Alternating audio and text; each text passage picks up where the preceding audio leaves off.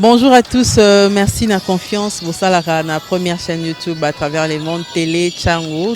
Vous en êtes mingi, vous avez Nabino, entretien et Alelo, tu es ambi pour Nabino. Partin n'a pas perdu les élections, il a gagné les élections. Boye bisa bango bati kapeli seki.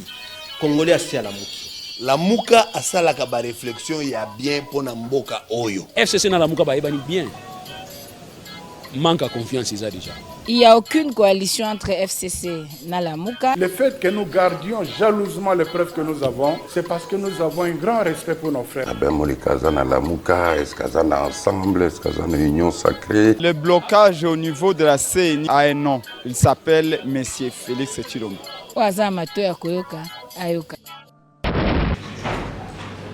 Ainsi, 42 796 rapports soumis par les observateurs jusqu'au 25 décembre 2023 ont été traités pour soutenir cette déclaration préliminaire. Donc, les données que nous allons présenter ici, c'est celles que nous avons collectées jusqu'au dimanche, parce qu'il fallait avoir quelques jours pour traiter chacune des données de 42 000 et quelques et se rassurer qu'on avait les bonnes données sur base desquelles on pouvait écrire cette déclaration préliminaire. Les équipes des agents du CORSEN continuent à collecter des rapports d'observation qui n'avaient pas été soumis avant cette date en vue du rapport final d'observation électorale de la Moë SCC pour ce cycle électoral. Pour l'aménagement du territoire, 8 788 rapports ont été traités. Déroulement des opérations de dépouillement 6 758. Déroulement et clôture des opérations de vote 6 950. Incidents 5 407. Résultat présidentiel 14 893. Total général 42 796. La Moë SCC a en outre mis en place une chambre de veille dont le rôle était de suivre de près l'évolution des scrutins et de communiquer sur le déroulement des opérations électorales les jours du scrutin et de mener en temps réel des plaidoyers auprès des parties prenantes concernées en vue, le cas échéant, de remédier aux incidents signalés. Voilà les petits mots introductifs que nous avions à vous donner. À présent, nous allons continuer à la cérémonie avec la présentation des faits qui vous sera donnée par le superviseur technique de la Moë, M. Joseph Bolessé. Je vous remercie. Le deuxième formulaire concerne le déroulement des opérations et la clôture. Le quatrième formulaire concerne le dépouillement et l'affichage. Et le quatrième formulaire concerne les incidents.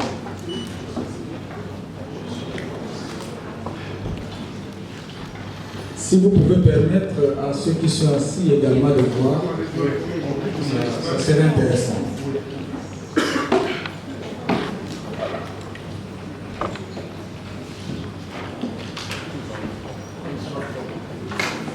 Comme vous le savez, la mission d'observation a mis en place un système de collecte de données et ce système devait fonctionner par les formulaires qui devaient être remis à nos observateurs pour la collecte des données sur le terrain.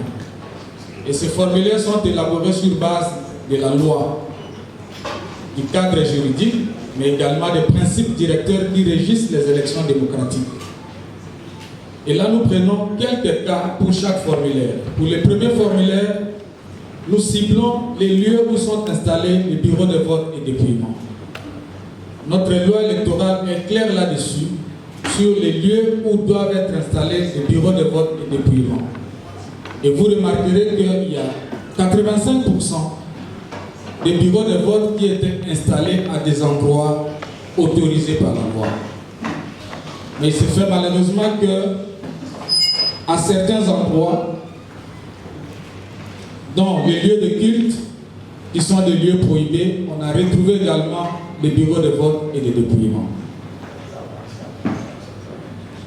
En ce qui concerne l'impression de la carte d'ouverture au démarrage du DEV, quand nous avions formé nos observateurs, nous avons eu la présence des agents de la CENI qui nous expliquaient le fonctionnement du dispositif électronique de vote, parmi lesquels l'impression de la carte d'ouverture au démarrage. Et donc c'est cette carte qui donne accès au démarrage du dispositif électronique de vote pour commencer les élections. Nous voyons qu'à 86%, on a eu ce dispositif électronique de vote qui a été ouvert avec cette carte. Mais à 13%, ce n'était pas le cas. Et vous comprendrez que 0 vote à l'ouverture nous donne déjà un nombre important de dispositifs qui contenaient déjà les votants avant l'ouverture du bureau de vote, qui est prévu par la loi à 6 heures.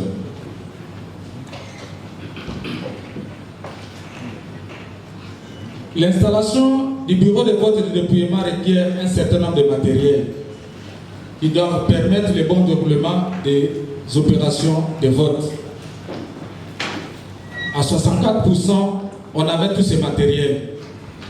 Mais il y a un pourcentage qui manque, beaucoup de matériel qui manquait à certains endroits. Et vous pouvez le voir dans ce tableau. Il y a par exemple la liste des électeurs, il y a la liste des votants par dérogation, et ainsi de suite. Tous ces détails, vous l'aurez dans les rapports qui vous sera disponible. Quant à l'heure du vote pour les premiers électeurs, vous savez que notre loi précise le vote a lieu de 6h à 17h. Et donc c'est à 6h que nous devons voir le premier électeur qui vote. Il y a plusieurs qui ont voté à 6 heures. Par contre, beaucoup ont voté après cette heure-là et nous comprendrons pourquoi certains n'ont pas voté à 6 heures, quand nous allons parler des incidents. Mais pourquoi le bureau n'a pas ouvert à 6 heures? Il y a des raisons sur l'aménagement de ces bureaux de vote et de dépouillement, d'autant plus qu'il est requis qu'on puisse aménager les bureaux au moins 24 heures avant. Mais pour les questions de sécurité, on peut les faire le même jour, mais à condition que l'on puisse respecter l'heure du vote.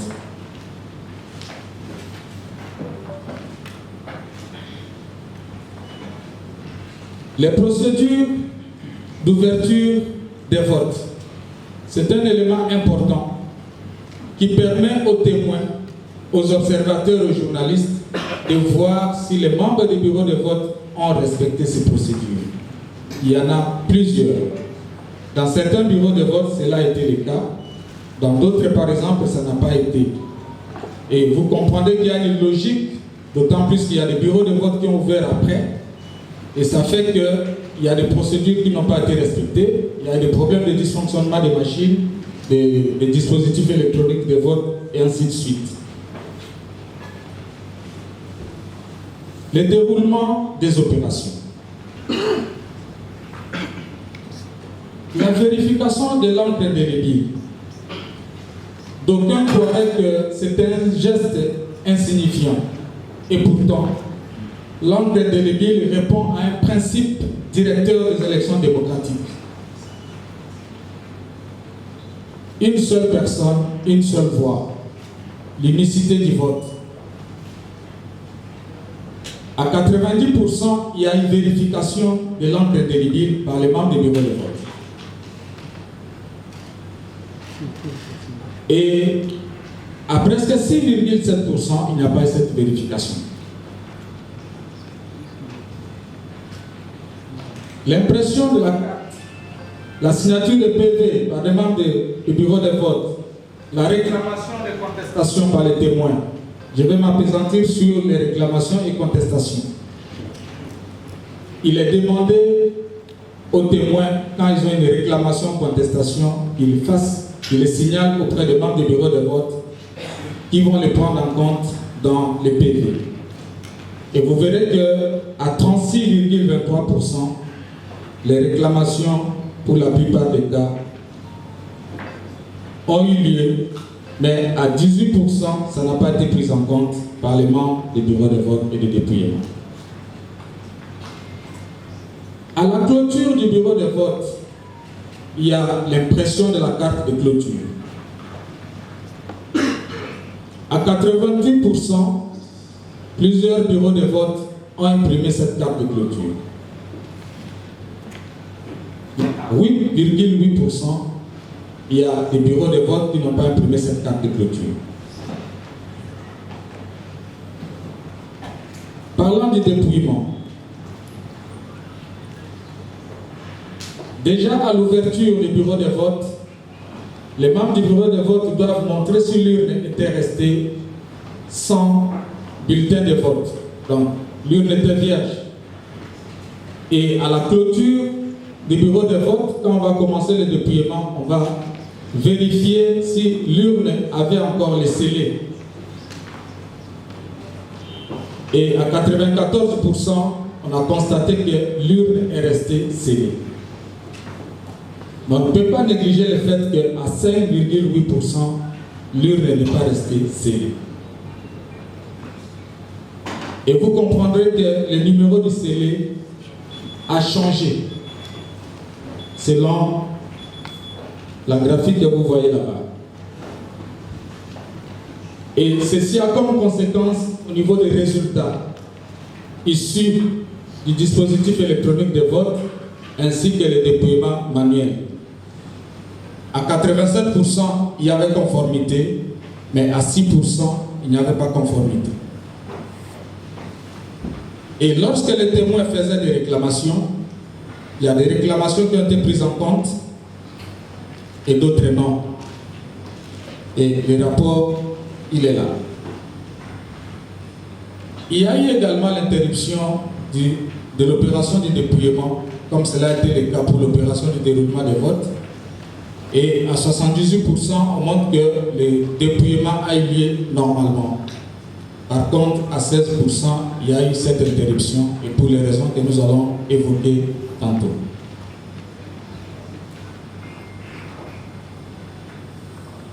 Pendant le dépouillement, il y a des parties prenantes qui sont présentes. Outre les membres du bureau de vote et dépouillement, il y a les témoins, il y a les observateurs, il y a également les journalistes, mais aussi 5 électeurs choisis par le président du bureau de vote parmi les derniers votants.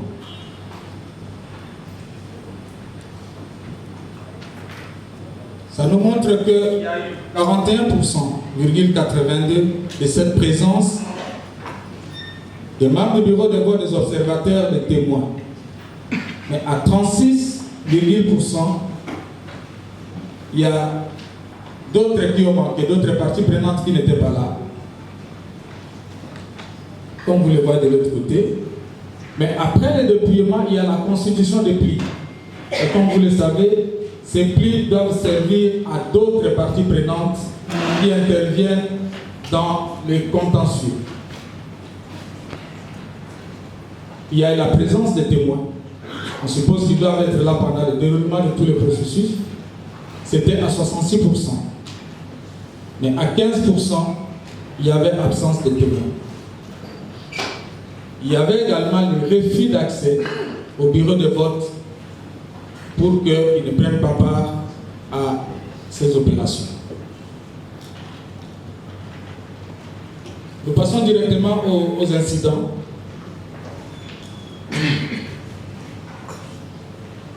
Quels sont les types d'incidents que la mission d'observation CNCC a collecté? Il y a 38% de dysfonctionnement du dispositif électronique de vote. Et à 13%, les bureaux de vote n'étaient pas ouverts. Les raisons, vous les aurez dans les documents qui seront à votre disposition. Il y a eu des cas de violence. Il y a eu des cas d'arrestation. Et on a signalé aussi que nos observateurs étaient violentés. Il y en a qui étaient arrêtés même. Et parmi ces observateurs, il y avait des femmes. Il y a eu des cas d'achat de vote dans le bureau de vote et dépouillement. On l'a constaté. Il y a des cas de bureaux de vote et dépouillement qui étaient saccagés, incendiés. Nous avons documenté cela. Et vous aurez dans un document annexe un certain nombre d'incidents qui reviennent sur ce que nous avons documenté. Voilà un peu de mots, les quelques faits que nous avons observés, mais vous aurez tous ces détails dans un document qui sera à votre disposition pour en prendre connaissance. Je vous remercie. Merci beaucoup, M. Bolissé. Sans transition, nous allons faire appel au révérend Eric Senga pour la déclaration. Nous avons suivi la présentation, nous avons suivi les commentaires. Nous rappelons ici que la mission d'observation électorale SSC-CENTO a travaillé d'abord dans l'appréciation du processus en tant que tel. Et jusque-là, ce n'est pas le rapport final, c'est pour préciser, c'est la déclaration préliminaire.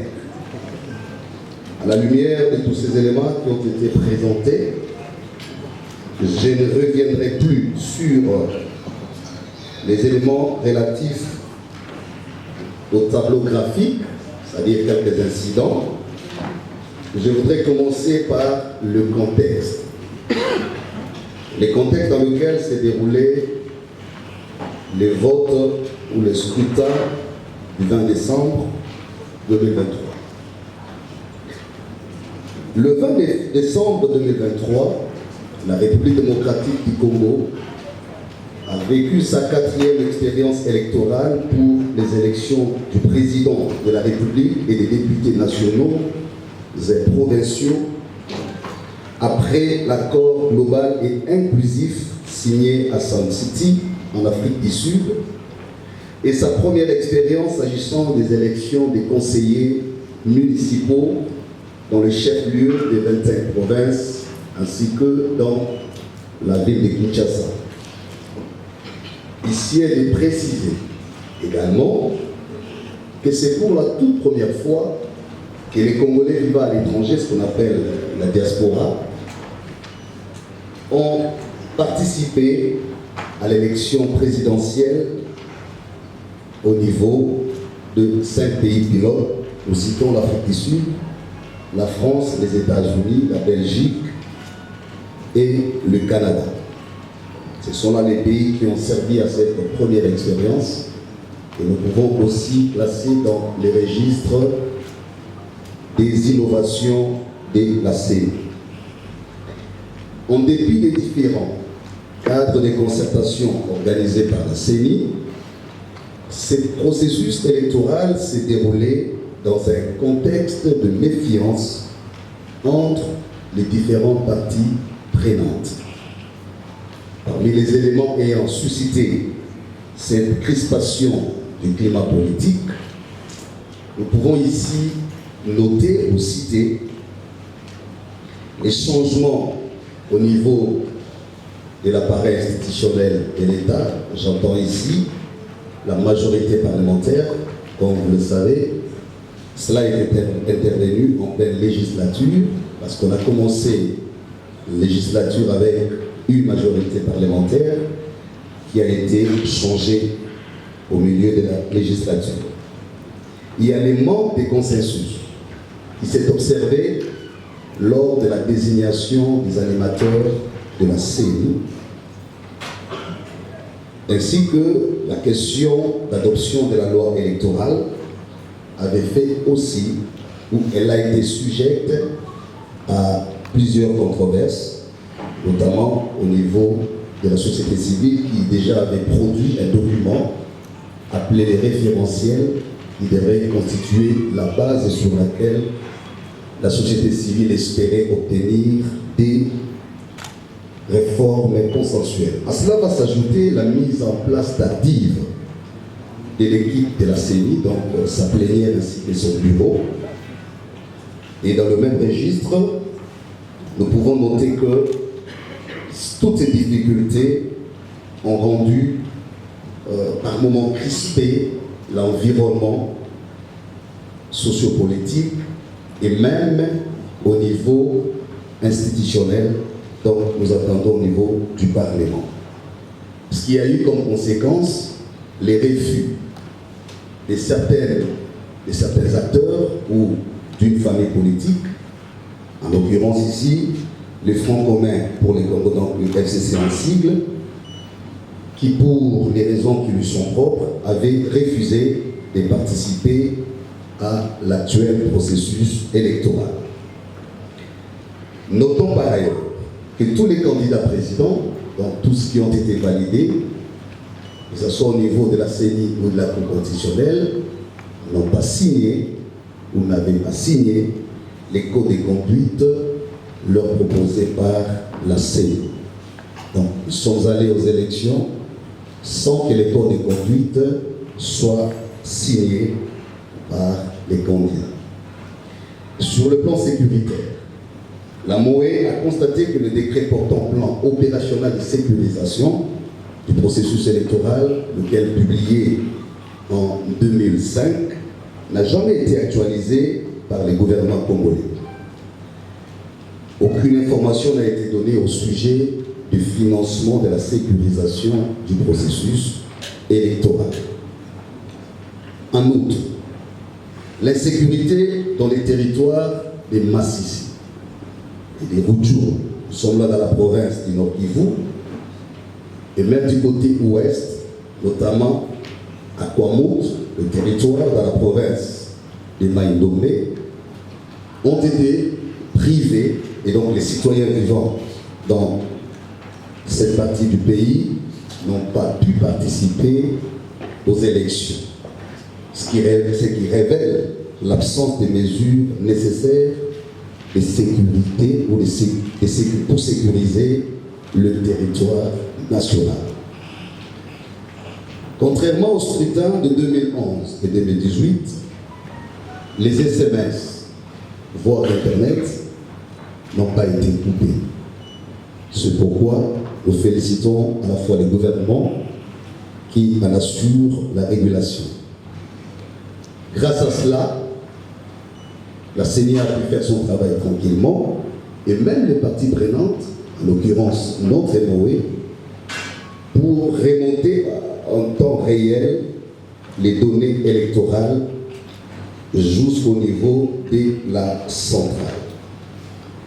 Venons-en à l'analyse du cadre juridique. La CENI, conformément à l'article 211 de la Constitution, a organisé des opérations d'identification et d'agrément des électeurs afin de se doter d'une liste des électeurs. Contrairement aux administrations électorales passées, ces opérations n'ont duré que 4 mois. Ça aussi est à inscrire dans les innovations. Selon la ligne 84 du calendrier électoral, la CENI avait planifié la production, les déploiements et l'affichage des listes électorales provisoires entre le 22 mai et le 18 septembre 2023. L'article 8 de la loi électorale, sur pied duquel est fixée la publication de la liste définitive des électeurs, nous renseigne que cette liste devait être publiée au plus tard 30 jours avant les débuts de la campagne électorale. Elle est rendue disponible sur le site internet de la CENI et affichée pour consultation 15 jours avant la date du scrutin au bureau de l'antenne. Cette liste, selon la loi, à cette disposition, reste affichée devant les bureaux de vote pendant le déroulement du scrutin. Par sa décision numéro 111/CENI/AP/2023 du 7 octobre 2023 portant publication de la liste électorale provisoire des électeurs, la CENI, ce qui a été constaté, n'a pas respecté son propre calendrier. Jusqu'au jour du vote, la MOE CENCO-SCC n'a pas été au courant d'une quelconque décision de la CENI publiant la liste définitive des électeurs. En outre, l'affichage de cette liste au niveau des antennes et bureaux de vote, tel qu'annoncé par la CENI, n'a pas été systématique. La publication de la cartographie, quant à elle, des bureaux de vote est intervenue avec un retard de 7 jours, donc une semaine. La décision numéro 117 par CENI par AP par 23 du 28 octobre 2023 portant publication de la cartographie des bureaux de vote n'indique pas explicitement les nombres des centres des bureaux de vote à déployer, au point qu'il n'existe aucun soubassement juridique opposable à tous porteurs du nombre des bureaux de vote.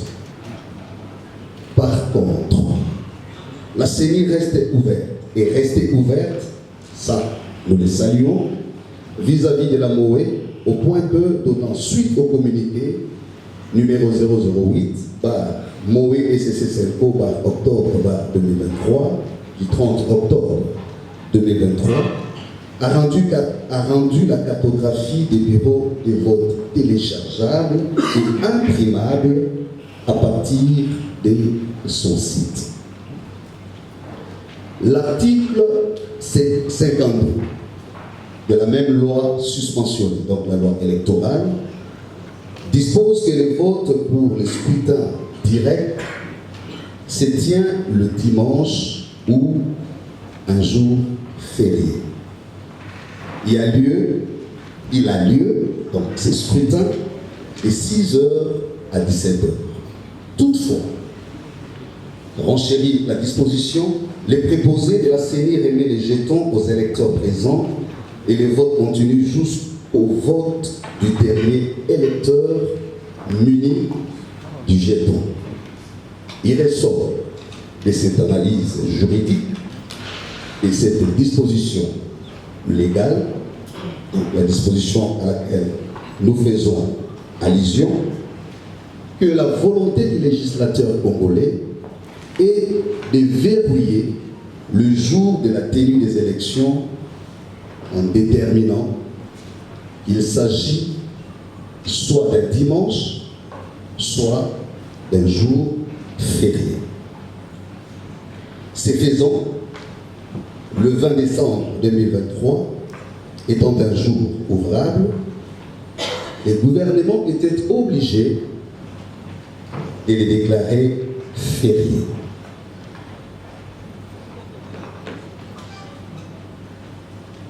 En outre, tout en laissant la CENI la liberté de fixer les jours et l'heure du vote, le législateur donne une indication claire et précise de la plage durant laquelle la CENI devait déterminer l'heure du début et de la fin du vote, soit entre 6h et 17h.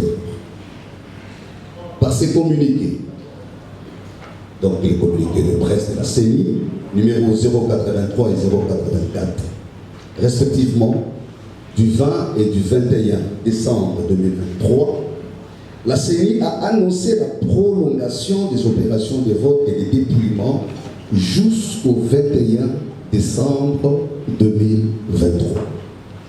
En sus, la CENI informe qu'aucun bureau de vote ne devrait ouvrir après cette date.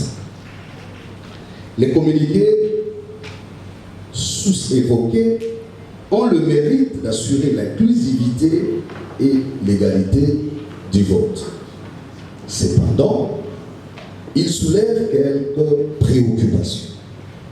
En effet, ces communiqués modifient le calendrier électoral qui a prévu la tenue des scrutins le 20 décembre 2023. Il va sans dire qu'à leur place, la CENI aurait pu et dû prendre une décision modifiant la décision numéro 044 par CENI par AP par 23 du 26 novembre 2022 portant publication du calendrier du processus électoral 2022-2027 relatif aux élections présidentielles, législatives, provinciales, urbaines, municipales et locales. Sur les fonds, l'organisation du scrutin après le 20 décembre 2023 est en contradiction à l'analyse juridique de la MOE avec certaines dispositions pertinentes de l'article 52 de la loi électorale qui précise que les votes devraient avoir lieu un dimanche ou un jour férié. Ici, la journée du 21 décembre 2023 n'est ni un dimanche ni un férié. Il est urgent que les instances habilitées évaluent la légalité des opérations de vote qui se sont déroulées la journée du 21 décembre 2023. Par ailleurs, les votes s'est étalé jusqu'au 27 décembre 2023, alors que le communiqué 084 si évoqué énonce clairement qu'aucun bureau de vote ne devrait ouvrir après le 21 décembre 2023. Il est donc question de savoir quel sort la CENI et d'autres instances habilitées réservent au suffrage recueilli après le 21 décembre 2023. Administration électorale. La Constitution de la République démocratique du Congo confère à la Commission nationale, électorale nationale indépendante, donc CENI en sigle, le pouvoir de l'organisation du processus électoral en RDC, notamment d'enrôler les électeurs, de tenir les fichiers électoraux, de planifier et conclure les opérations des votes, des dépouillements et de tout référendum. Elle assure ainsi la régularité du processus électoral et référendaire. Confère l'article 211 de la Constitution. Par sa décision numéro 044, par AP par 2022, du 20 novembre 2022, la CENI a publié le calendrier du processus électoral 2022-2027 concernant les élections présidentielles, législatives, provinciales, urbaines, municipales et locales. Ce calendrier prévoyait la tenue des scrutins combinés du président de la République, des députés nationaux et provinciaux, ainsi que des conseillers municipaux, au jour du 20 décembre 2023. Ce calendrier a eu le mérite, et ça nous félicitons, de caler la tenue des élections générales dans le respect des délais des différents mandats des élus tels que déterminés par la Constitution. En outre, grâce à ces mêmes calendriers, la CENI a fait progresser les nombres des scrutins de 5 à 9 avec l'organisation des élections des conseillers municipaux, donc communaux, des bourgmestres, des conseillers urbains et des maires. La MOE a constaté par ailleurs que la CENI n'a pas permis aux observateurs électoraux, aux témoins et aux journalistes d'examiner en toute indépendance les opérations de la cartographie des centres d'inscription et les déploiements du matériel électoral pour les jours du vote. En plus, le fait que l'organisation des scrutins soit étalée sur plus de 6 jours, à l'instar d'autres problèmes logistiques qui avaient été constatés lors des opérations d'enrôlement et d'identification des électeurs, constitue une démonstration de faiblesse au niveau de la planification opérationnelle de la CENI. Hormis la formation des chefs des centres et des présidents formateurs qui a été organisée au niveau des antennes, celle des autres membres du bureau des votes et des dépouillements, donc au niveau des antennes, on appelle les MBVD en sigle, prévu du 14 au 18 décembre 2023, à travers les différents centres de vote, a été remplacé carrément par les simples briefings, et ceci jusqu'au jour du vote. Bien plus, il convient de reconnaître qu'en dépit de tout, la CENI est restée ouverte envers la MOE SENCO TCC, au point qu'elle a facilité les accréditations de nos observateurs, et nous avons beaucoup remercié la CENI pour cette collaboration, nonobstant quelques difficultés observées au niveau des antennes, peut-être par incompréhension entre les chefs d'antenne, mais régulièrement, la centrale de la CENI intervenait pour faciliter les choses. Ce sont des questions qui rentrent dans l'administration électorale. Puisque les faits observés ont été commentés, je voudrais vous épargner trop de détails techniques parce que cela venait d'être présenté. Je voudrais fraternellement inviter mon distingué collègue, Monseigneur Donatien Cholet, qui viendra nous livrer la conclusion de notre déclaration préliminaire. Conclusion. La MOE SENCO SCC salue les efforts fournis par la Commission électorale nationale indépendante et le gouvernement congolais, ainsi que toutes les autres parties prenantes au processus électoral, pour la tenue des scrutins combinés du 20 décembre 2023.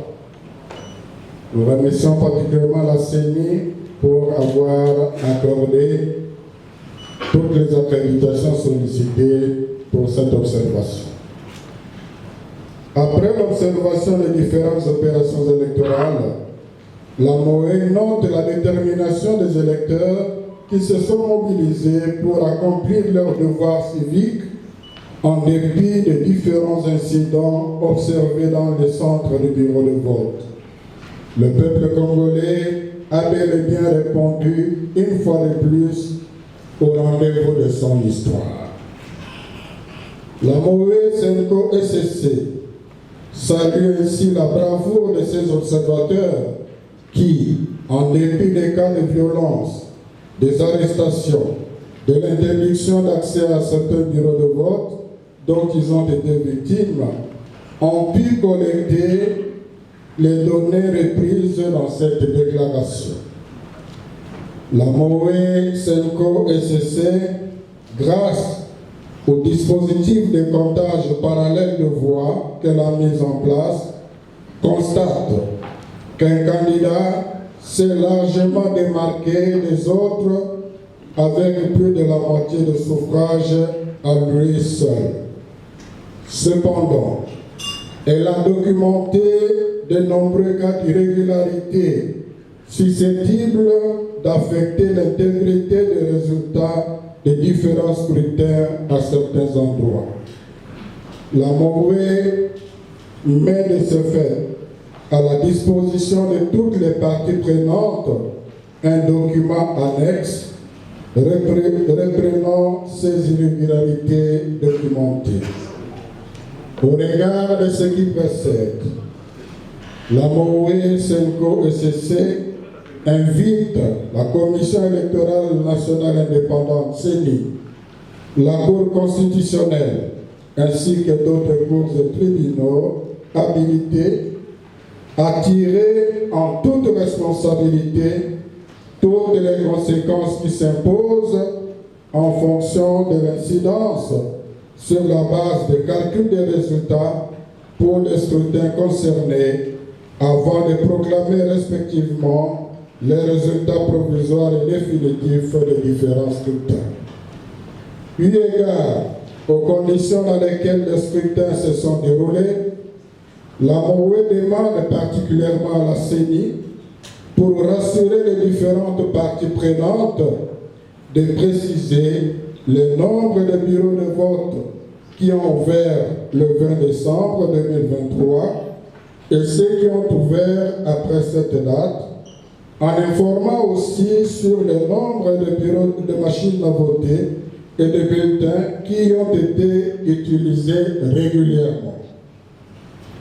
L'acceptation des résultats par les parties prenantes passe aussi par le respect des dispositions pertinentes de l'article 71 de la loi électorale. Cela étant, la MOE exhorte la CENI à ne publier les résultats provisoires que sur la base des résultats consolidés dans tous les centres locaux de compilation des résultats CLCR. La prise en compte des irrégularités documentées par les instances ci-haut citées constitue un gage pour l'acceptation des résultats par le public et pour garantir au mieux la paix, la cohésion et la stabilité en République démocratique du Congo. Je vous remercie.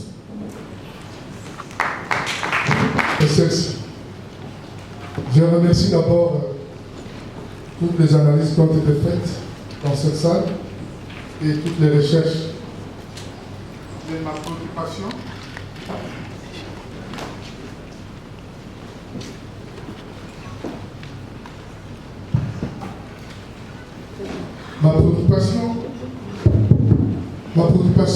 est celle de savoir, MOE, SENCO et CC disent qu'ils ont déployé des observateurs partout. Pourquoi ne pas publier les résultats aussi bureau par bureau comme le fait la CENI?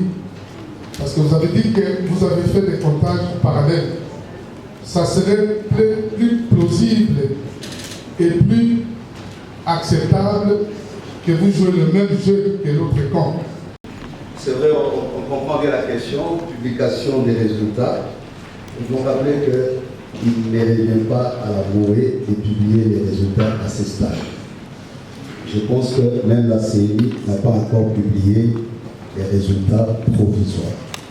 Ce qui est présenté, ce sont les tendances. Donc, nous demander de publier bureau par bureau à ce stade, ça risque d'être contraire à la loi. Taux de participation, je pense qu'à ce stade, nos analystes, d'abord pour répondre à cette question, je rappelle l'intérêt qu'il y a dans la recommandation formulée sous forme de demande à la CENI. Lorsque la MOE demande à la CENI de préciser les nombres des bureaux de vote qui ont fonctionné en date du 20 et à d'autres dates. C'est justement pour rendre cohérents ou cohérentes nos analyses.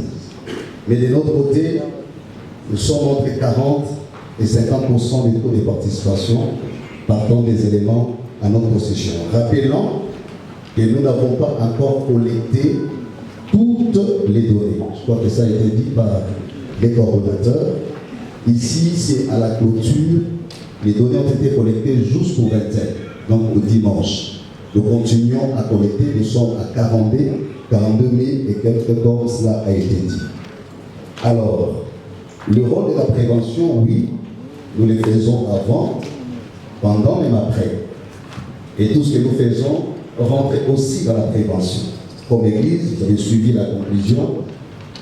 Notre rôle comme mission d'observation électorale n'est pas de venir contredire la CENI, n'est pas non plus de venir appuyer la CENI. Notre rôle, c'est d'accompagner les processus électoraux.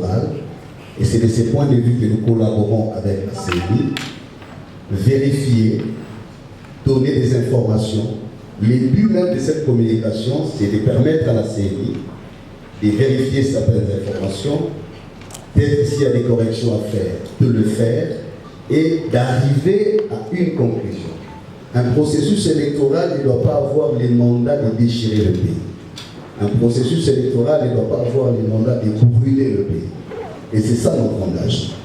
Comment nous pouvons arriver de manière consensuelle à accepter le cheminement d'un processus électoral pour que finalement la légitimation de nos institutions, l'acceptation de nos autorités et la cohésion nationale soient au rendez-vous et par conséquent la paix comme socle de l'existence de notre République. Donc il est important de prendre un peu les choses dans cette mesure et à cet état, ce n'est pas un rapport définitif, c'est une déclaration préliminaire qui intervient avant la publication des résultats provisoires. Dans cette dynamique de collaboration, la CENI, certainement, elle est bien représentée, elle a suivi, un document lui sera déposé, des discussions seront engagées, et notre espoir, comme Moé citoyenne, qui représente la volonté des Congolais que nous sommes tous, voudrait à ce que nous arrivions à des consensus importants. Le président de la CENI dit qu'à ce stade, rien ne va changer. Je pense que notre rôle n'est pas de commenter les propos du président de la CENI. Nous sommes là pour constater les faits. Notre approche est factuelle. Nous ne disons pas qui doit gagner ou qui doit perdre, ou qui a gagné à ce stade ou qui a perdu, mais des contestations, des constats que nous avons faits nous amènent à déduire une analyse sur la base des données collectées. C'est comme ça que nous n'avons même pas cité les noms du candidat, mais nous disons que ces éléments constatés, ils se dégagent. Je rappelle que ces éléments ne viennent pas de nous, c'est des éléments produits par la CENI. Et donc, notre approche scientifique ne nous permet pas seulement d'avoir des résultats, mais d'évaluer aussi l'intégrité du processus en tant que tel. Et donc, il faut séparer les deux choses, parce que de nos rapports découleront tout ce qui va avec les réformes pour l'avenir. Donc, quand nous faisons nos rapports, nous les faisons de manière systématique et systémique, parce qu'au terme d'un processus, nous commencerons un autre processus et des recommandations, des formulations, des réformes viendront de ces éléments que nous sous-mentionnons. Donc voilà comment il faut faire la différence entre les processus en tant que tels. Nous analysons les contextes généraux, nous analysons les cadres juridiques, nous analysons l'administration électorale, nous déclinons les tableaux graphiques des incidents observés et documentés, nous les commentons et nous apprécions le taux de pourcentage de leur impact. Et comme nous sommes à ce stade, on ne peut pas déjà tirer conclusion parce que les choses ne sont pas encore clôturées. Si j'ai oublié quelque chose, peut-être mon collègue va me compléter. Merci beaucoup. Par rapport à la première demande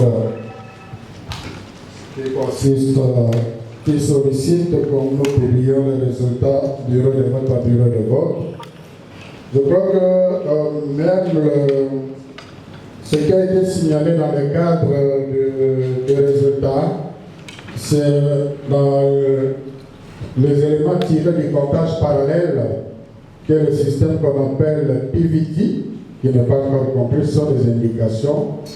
Et le PVT travaille sur base d'un échantillonnage. Donc nous avons mis en place une mission combinée. Et puis la position de la CENCO ne peut intervenir, de la MOE, CENCO LCC, par rapport à cela, ne peut intervenir qu'après la publication des résultats par la CENI. Il y a plusieurs façons de se prononcer. Par rapport à la cohérence, et pour parler en termes de bureau de vote par bureau de vote, c'est la CENI qui doit d'abord publier les résultats provisoires bureau de vote par bureau de vote. À ce moment-là, nous serons en mesure de vérifier la cohérence de ces résultats par rapport aux données que nous avons des bureaux de vote dont nous avons des PV. Mais jusque-là, la CENI publie les tendances pas en termes de bureau de vote par bureau de vote. Nous attendons ça à la publication provisoire. Cela pourrait nous permettre de nous prononcer sur la cohérence. Alors, par rapport à celui qui a demandé à la CNPLCC si elle ne peut pas se calmer par rapport aux contestations, j'aimerais que les choses soient claires à ce niveau. Le rapport qui vous a été présenté ici, les faits observés l'ont été dans un cadre bien précis. C'est l'analyse des formulaires qu'on a donnés dans le cadre de l'observation classique. Et vous verrez que les irrégularités n'ont pas été dans les irrégularités enregistrées en dehors du bureau de vote. Si ailleurs on a retrouvé les machines à voter, on a vu les gens voter, ça vous n'aurez pas cette réponse-là dans le cadre de la mission d'observation. Parce que dans les formulaires envoyés par la mission d'observation, par la MOE, on n'a pas prévu des questions et surtout qui feraient allusion à des scènes inédites. Vous ne pouvez pas imaginer qu'il y aurait des cas de figure pour qu'on donne les formulaires à ce niveau-là. Mais nous recommandons l'exploitation de ces irrégularités dans un autre cadre qui n'est pas celui du cadre de la mission d'observation, parce que la mission s'est limitée à observer par rapport à l'aménagement, au déroulement des opérations, au dépouillement. À l'affichage n'est pas ce qui s'est passé en dehors du bureau de vote. Je crois que ce soit clair. Donc s'il y a des contestations à ce niveau-là, ce n'est pas à la mission d'observation d'évaluer là-dessus. Et il ne faut pas confondre la CENCO et l'ECC et leur mission d'observation. À un moment donné, c'est tout à fait possible que la CENCO ou le comité de... Comment vous appelez ? Le comité exécutif national puisse se prononcer par rapport à tout ça en prenant en compte ce qui est au-delà de la mission d'observation. Donc, ce rapport est vraiment fait dans le respect des règles et de l'art.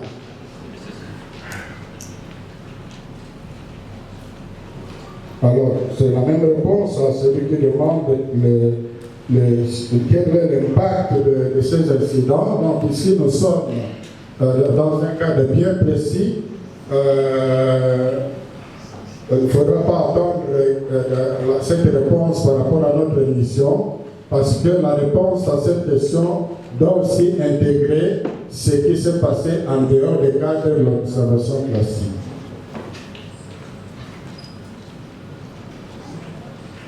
Voilà, la question du nombre de bureaux de vote, pour moi je crois que la CENI n'aura pas le mal à le faire, sinon ça ne s'expliquerait pas qu'il publie les résultats sans connaître le nombre de bureaux qui ont fonctionné. Donc je crois qu'il le fera certainement. Merci.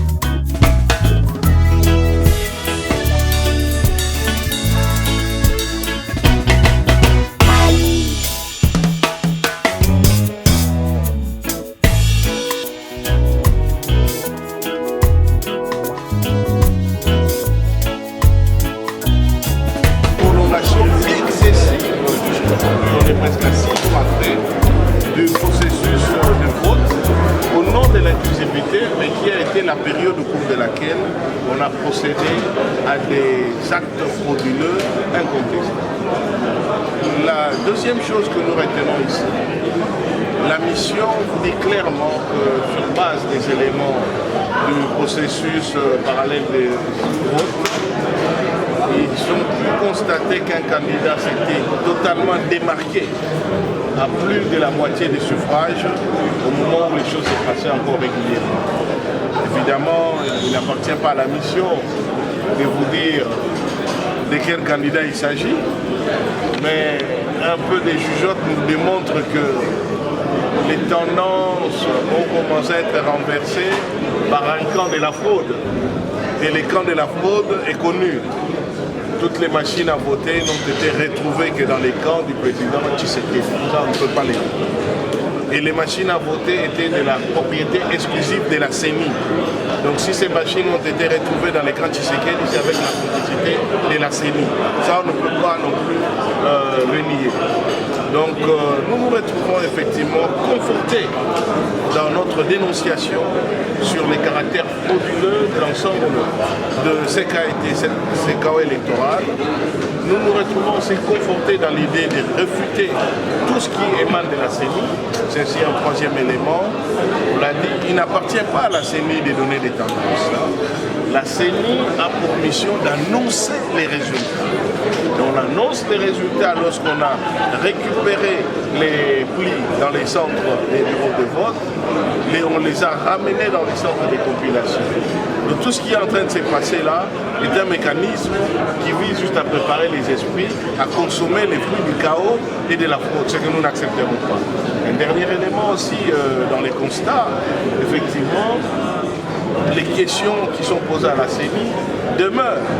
Combien de bureaux de vote ont-ils été ouverts? C'est la moindre des choses pour une organisation qui est en charge, n'est-ce pas, la mise en place d'un processus électoral.